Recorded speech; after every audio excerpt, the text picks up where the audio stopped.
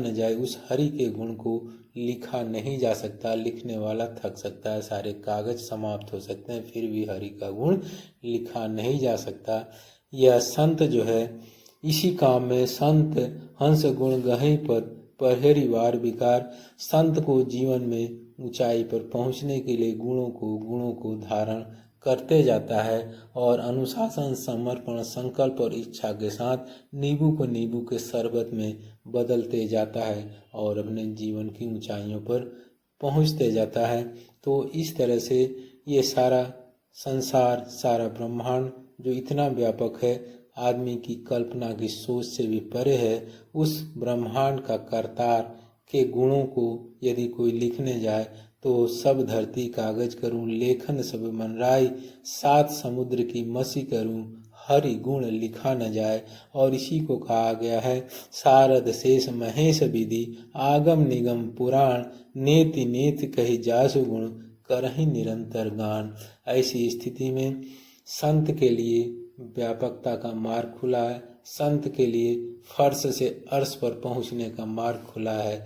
इसी तरह से यदि दिन है तो रात है, धूप है तो छाँव है, गुण है तो अवगुण है, तो असंत के लिए भी व्यापकता का मार्ग खुला है। वह अर्श से संत, अर्श से फर्श, फर्श से अर्श पर पहुंच सकता है। तो एक असंत एक संत का गुण नहीं धारण करने वाला, क्योंकि अवगुणों को दिन प्रतिदिन यदि आप अवगुणों को धारण करते जाते हैं तो आप फर्श से पाताल की तरफ भी जा सकते हैं। कहें कि मानव देह देवन को दुर्लभ, मानव का देह देवताओं को दुर्लभ है। यह इसलिए दुर्लभ है कि मानव फर्श से अर्श पर पहुंच सकता है, तो मानव फर्श से पाताल भी पहुंच सकता है।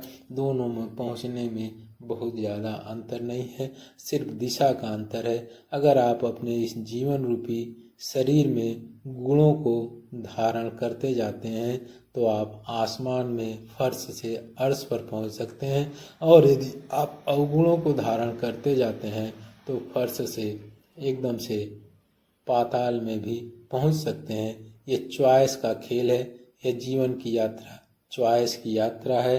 क्योंकि जड़ चेतन गुण दोष में विश्व कीन करतार, संत हंस गुण गहई पद परहरि वार विकार। इस जड़ चेतन गुण और दोष से परिपूर्ण इस संसार को जो करतार के द्वारा निर्मित किया गया है, उसमें से आप एक चेतन प्राणी हो। तो जड़ चेतन में संत एक चेतन है। मानव जात में पैदा होने वाला हर मनुष्य एक चेतन है। उसके पास अवसर है कि चेतना की ऊंचाई पर, चेतना के अधिकतम ऊंचाई पर पहुँचे, और उसके लिए गुण और दोष में से उसको गुणों को धारण करना पड़ेगा और अनुशासन, समर्पण, संकल्प और इच्छा के साथ आगे बढ़कर नींबू को नींबू के शरबत में परिवर्तित कर देना पड़ेगा। तो वह संत अर्श से फर्श से अर्श की यात्रा पर चला जाता है। बूंद समुद्र की थाह लगाने के लिए निकलती, समुद्र में समाप्त हो जाती है। कहें कि नर से नारायण की यात्रा शुरू हो जाती है। लेकिन दूसरी तरफ यह भी कहा गया है कि आप फर्श से पाताल की भी यात्रा कर सकते हैं अगर आप जीवन में अनुशासित नहीं हैं, जीवन में आप सही जगह समर्पण नहीं करते हैं, गलत जगह समर्पण करते हैं, आप जीवन में संकल्पवान नहीं हैं और आपके संकल्प क्षणभंगुर हैं और जीवन में आपको चुनौतियों से, कठिनाइयों से लड़ने की इच्छा शक्ति नहीं है, आप जीवन में सफलता को नहीं पाना चाहते हैं, संघर्ष को नहीं करना चाहते हैं, ऊंचाई पर पहुंचने से पहले ही आप थक हार कर समाप्त हो जाते हैं, तो आप नींबू को नींबू के शरबत में नहीं बदल सकते। और ऐसी स्थिति में मिलने वाली निराशा आपको अवगुणों को अपनी ओर आकर्षित करती है। आप इस सकल ब्रह्मांड में गुण और अवगुण भरे पड़े हैं। आपकी बॉडी एक रिसेप्टर है, संत की बॉडी, हर मानव की बॉडी एक रिसेप्टर है, ग्राहक है। वह गुणों को या अवगुणों को दोनों को अपनी ओर आकर्षित करती है। गुण गुण को आकर्षित करते हैं, अवगुण अवगुण को आकर्षित करते हैं। आप अपनी बॉडी को कैसा रिसेप्टर बनाते हैं ये आप पर निर्भर करता है। आप जैसा रिसेप्टर बनाएंगे वैसे ही वह इस आपके एटमॉस्फेयर से गुण या अवगुणों को अपनी तरफ आकर्षित करता है। करौली शंकर महादेव धाम इसी बात को कहता है कि आप यदि स्मृति निगेटिव लाते हैं तो संपूर्ण ब्रह्मांड में फैली हुई निगेटिव स्मृतियाँ आपकी तरफ आकर्षित होती हैं। स्मृति पॉजिटिव लाते हैं तो संपूर्ण ब्रह्मांड में फैली हुई पॉजिटिव स्मृतियाँ आपकी तरफ आकर्षित होती हैं। अगर आप एक गंदी फिल्म देखते हैं, ब्लू फिल्म देखते हैं, तो काम की स्मृतियाँ जो इस एटमॉस्फेयर में फैली हैं सब आपकी तरफ आकर्षित होती हैं। लेकिन आप एक अच्छी चीज़ों को देखते हैं, एक समर्पण, एक अनुशासन, एक अच्छे संकल्प की चीज़ों को देखते हैं, एक अच्छे योग्य कैरेक्टर को देखते हैं, तो उस कैरेक्टर की योग्यता के अनुरूप जो अच्छी स्मृतियाँ आपकी तरफ आकर्षित होती हैं। आपका बॉडी सबसे बड़ा रिसेप्टर है अवगुणों को और गुणों को धारण करने वाला। आपकी बॉडी, आपकी सोच ही अच्छी और खराब, गुणहीन और गुणवान स्मृतियों को आपकी तरफ, अपनी बॉडी की तरफ आकर्षित करते हैं। और इस तरह से दिन प्रतिदिन सिर्फ आपकी गति आपकी सोच पर निर्भर होती है। अच्छी सोच के साथ यह सकल ब्रह्मांड की अच्छी स्मृतियाँ भी आपके साथ आपको सफलता दिलाने के लिए खड़ी हो जाती हैं, और बुरी सोच के साथ, गंदी सोच के साथ इस संपूर्ण ब्रह्मांड की गंदी स्मृतियाँ आपको सफलता दिलाने के लिए, असफलता की तरफ ले जाने के लिए आगे बढ़ जाती हैं।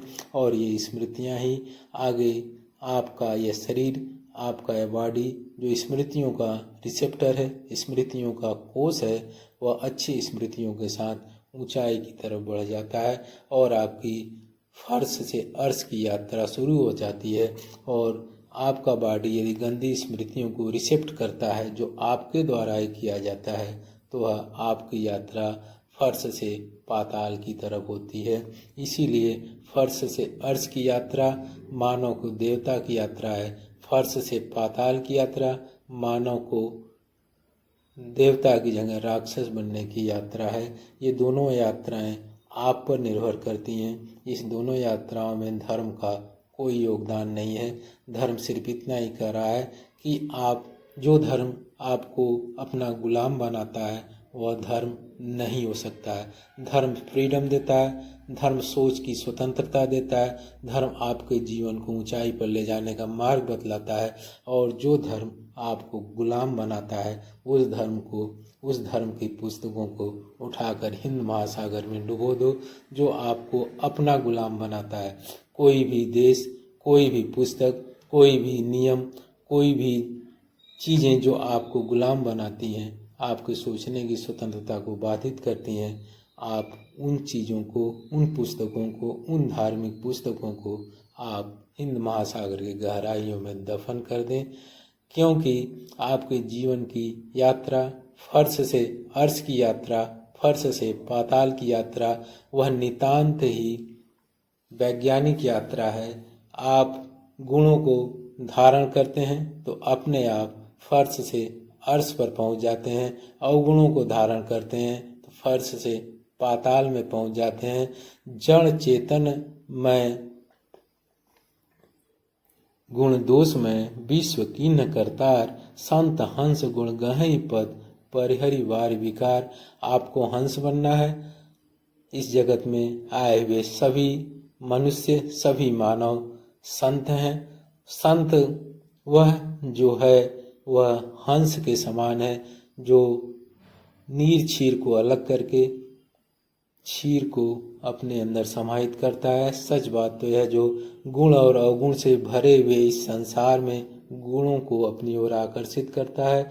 और इसी को करौली शंकर महादेव धाम कहता है कि इस अवगुण और गुण से भरी हुई जो संपूर्ण वायुमंडल में स्मृतियां हैं, उस स्मृतियों को, वह सगुण स्मृतियों को, अच्छी स्मृतियों को अपनी ओर आकर्षित करता है। ये आकर्षित करने का काम आपका नहीं है। आप जैसा सोचते हैं, जैसा देखते हैं, जैसा विचार करते हैं, इस वायुमंडल में वैसी स्मृतियां आपकी तरफ आकर्षित हो जाती हैं और आपका बॉडी ऐसी स्मृतियों का रिसेप्टर बन जाता है। अगर आप अच्छे साहित्य पढ़ रहे हैं, अच्छी पुस्तकें पढ़ रहे हैं, सकारात्मक चीज़ों को देख रहे हैं तो जीवन में सफलता देने वाली स्मृतियाँ आपकी तरफ आ जाती हैं।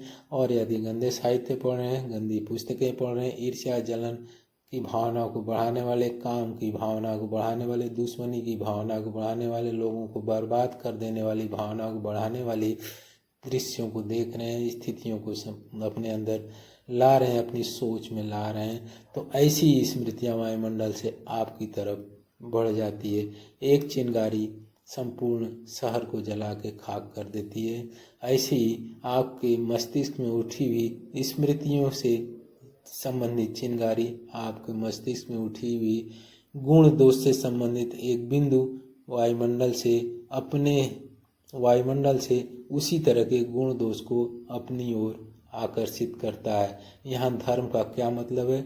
ये तो प्योर साइंस है कि जड़ चेतन गुण दोष में विश्व किन्न करतार, संत हंस गुण गहि पद पहरे वार विकार। यदि आप संत हैं, भारतीय मनीषियों ने संत को बहुत सम्मान दिया है, तो यदि आप संत हैं तो आप अपने मन मस्तिष्क में गुणमय विचारों को लाइए, अच्छे विचारों को लाइए।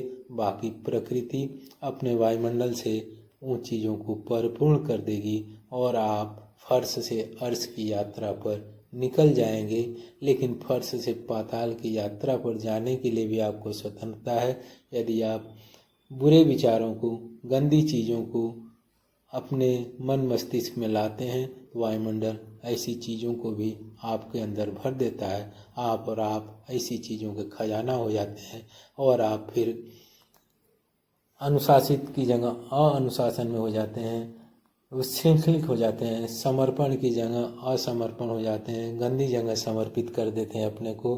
संकल्प आपका समाप्त हो जाता है और जीवन में अच्छी इच्छा शक्ति नहीं हो जाती है और आप नीचे की यात्रा की तरफ, फर्श से पाताल की यात्रा की तरफ चलते हैं। संत जो है नींबू को नींबू का शरबत बना के आगे बढ़ता है और असंत जो है, जो फर्श से पाताल की यात्रा करता है, वह जो है महुए को शराब में परिवर्तित करके आगे बढ़ जाता है, नींबू को सड़ा देता है और उसका शरबत भी सड़ा होता है, सड़ जाता है और वह जीवन की यात्रा में पतित हो जाता है और राक्षस की यात्रा पर आगे बढ़ जाता है। इसीलिए कहा गया है मानव देह देवन को दुर्लभ। यहाँ मानव को दुर्लभ नहीं कहा गया है, मानव देह को दुर्लभ कहा गया है।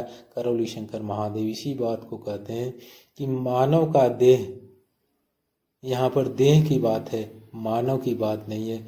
देह हम जो शरीर को धारण करते हैं वह एक ऐसी मशीन है जिसको हम देह कहते हैं। तो मानव का देह, मानव के जिस शरीर को धारण करता है उसकी ये खूबी है कि वह सोच सकता है, वह विचार कर सकता है और जब सोचने और विचारने के बाद जैसा वो सोचता है, जैसा ये विचार करता है, प्रकृति में, इस ब्रह्मांड में वैसी स्मृतियाँ उसके सोच और विचार, जैसा वो सोचता है, जैसा वह विचार करता है, वैसी स्मृतियाँ उसके इस मानव देह में भर जाती हैं, आकर्षित हो जाती हैं और वैसी ही उसकी गति होती है।